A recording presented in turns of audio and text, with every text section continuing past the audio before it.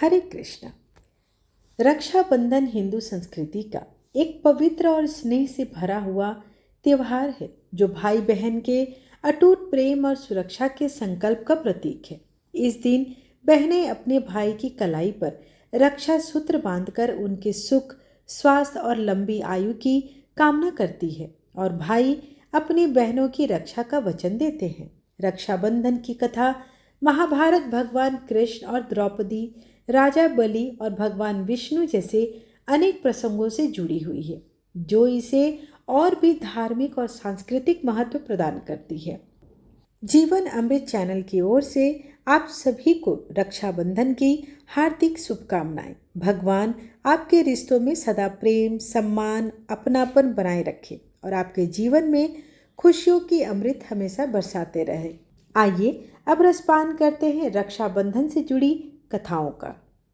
एक बार की बात है कि युधिष्ठिर ने भगवान कृष्ण से पूछा, हे अच्युतम, मुझे रक्षाबंधन की वह कथा सुनाइए जिससे मनुष्यों की प्रेत बाधा तथा दुख दूर होते हैं। भगवान कृष्ण ने कहा, हे पांडव श्रेष्ठ, एक बार दैत्यों तथा असुरों में युद्ध छिड़ गया और यह युद्ध लगातार 12 वर्षों तक चलता रहा। असुरों ने देवताओं को पराजित करके उनके प्रतिनिधि इंद्र को भी पराजित कर दिया। ऐसी दशा में देवताओं सहित इंद्र अमरावती को चले गए। उधर विजेता दैत्यराज ने तीनों लोक को अपने वश में कर लिया। उसने राजपद से घोषित कर दिया कि इंद्रदेव सभा में न आए तथा देवता व मनुष्य यज्ञ कर्म न करे। सभी लोग आज से मेरी ही पूजा करें। दैत्यराज की इस आज्ञा से यज्ञ, वेद, पठन पाठन तथा उत्सव आदि समाप्त हो गए।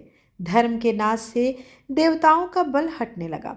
यह देख इंद्र अपने गुरु बृहस्पति देव के पास पहुँचे और उन्होंने कहा, उनके चरणों में गिरकर निवेदन करने के लगे कि गुरुवर, ऐसी दशा में परिस्थितियाँ कहती है कि मुझे यही प्राण दे देने चाहिए। तो मैं भाग ही सकता हूँ और न ही युद्ध भूमि में टिक सकता हूँ। अब आप ही मुझे कोई उपाय बताइए। बृहस्पति ने इंद्र की वेदना सुनकर उसे रक्षा विधान करने को कहा। श्रावण पूर्णिमा को प्रातःकाल निम्न मंत्र से रक्षा विधान संपन्न किया जाए। येन बद्धो बलिर राजा दानवेंद्रो महाबला तेन त्वाम भीव धनमामि रक्षे माचल मा चला। इंद्राणी ने श्रावणी पूर्णिमा के पावन अवसर पर द्विजों से स्वस्ति वाचन करवाकर रक्षा का तंतु लिया और इंद्र की दाहिनी कलाई में बांधकर युद्ध भूमि में लड़ने के लिए भेज दिया। रक्षाबंधन के प्रभाव से दैत्य भाग खड़े हुए और इंद्र की विजय हुई। राखी बांधने की प्रथा का सूत्रपात वहीं से हुआ। वहीं दूसरी कथा के अनुसार, भारतीय इतिहास के अनुसार मुसलमान शासक भी रक्षाबंधन की धर्म भावना पर न्यौछावर थे। जहांगीर ने एक राजपूत स्त्री का रक्षा सूत्र पाकर समाज को विशिष्ट आदर्श प्रदान किया। इस संदर्भ में एक पन्ना की राखी विशेषता उल्लेखनीय है। एक बार राजस्थान की 2 रियासतों में गंभीर लड़ाई चल रही थी। एक रियासत पर मुगलों ने आक्रमण कर दिया। अवसर पाकर दूसरी रियासत वाले राजपूत मुगलों का साथ देने के लिए सैन्य सजा कर रहे थे। पन्ना ने भी इन्हीं मुगलों के घेरे में थी। उसने दूसरी रियासत के शासक को, जो मुगलों की सहायतार्थ जा रहा था, राखी भेजी। राखी पाते ही उसने उल्टे मुगलों पर आक्रमण कर दिया।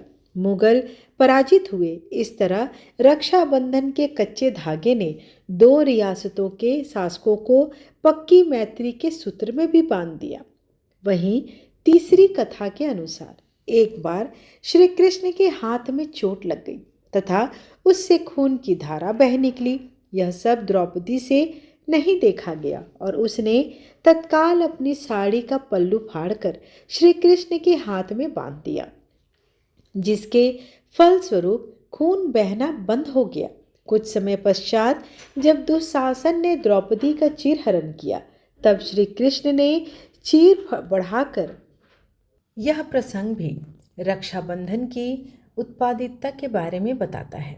हुमायूं कर्णावती की भी एक कथा है जिसके अनुसार मध्यकालीन इतिहास की यह घटना है।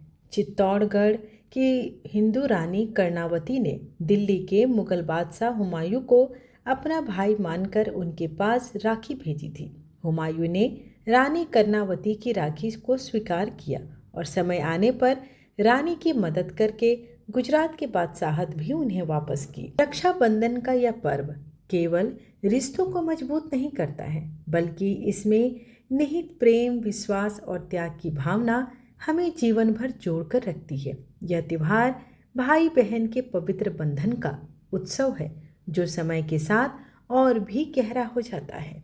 एक बार फिर से आप समस्त श्रोतागणों को रक्षाबंधन की ढेर सारी शुभकामनाएं। धन्यवाद।